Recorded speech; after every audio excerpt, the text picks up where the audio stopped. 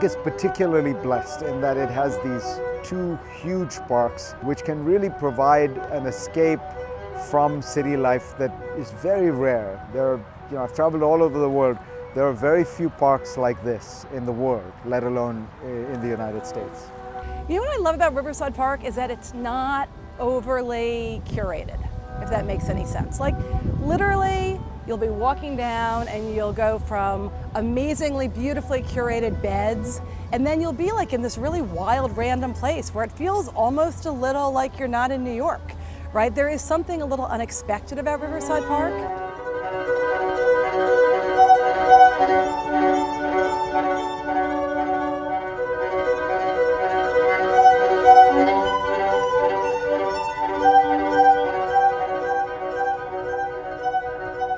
For me, the concept of a place which makes you happy, peaceful, is like a temple. That's why you need to conserve it. You need to wash your hands and feet, and you need to stand in front of it.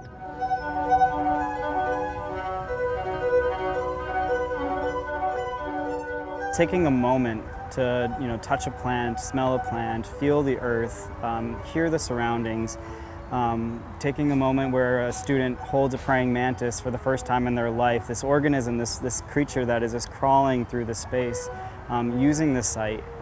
Just that moment to connect youth with the wildlife in these spaces is rewarding. I think working in natural spaces is really important because the way that you interact with the natural environment especially is, I think, really indicative of how you interact with other people.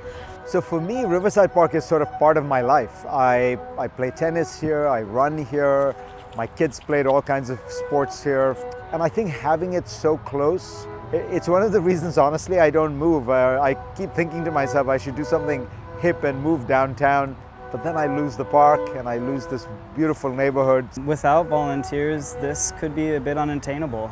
It's a large-scale project, multiple years in the works for these restoration efforts. Also, whenever we get a chance to do planting projects, it's a very uniquely amazing task, I think, especially when we planted trees. Just the idea of the longevity of the plants and how most of them will probably outlive you.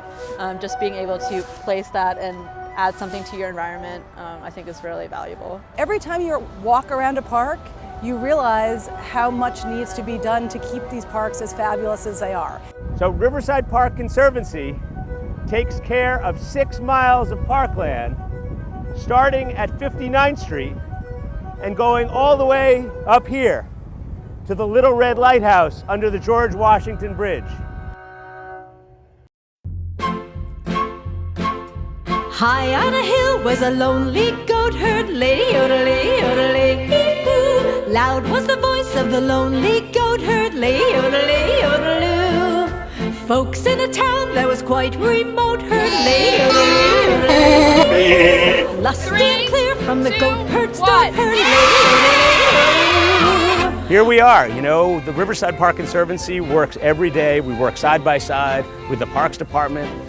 We work with our volunteers and our staff, and of course with these beautiful goats who are here to help us for our summer horticultural work.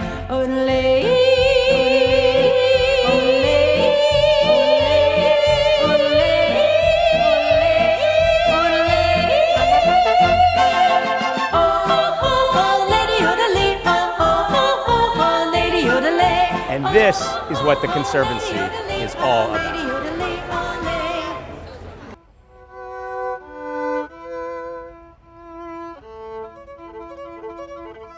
We've learned when we have partnerships like the Conservancy, the parks do far better through their advocacy, through their innovation, through their friends groups that help clean and support the park through volunteer efforts.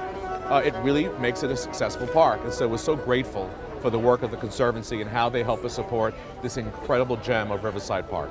We need your help. Please join us in whatever way you can. These parks are for all New Yorkers, and all New Yorkers should be part of the park. And it's because of you that the Conservancy has been able to succeed and to thrive. But we can do so much more. And we're counting on you for your continued support, and we hope you will continue to stand with us.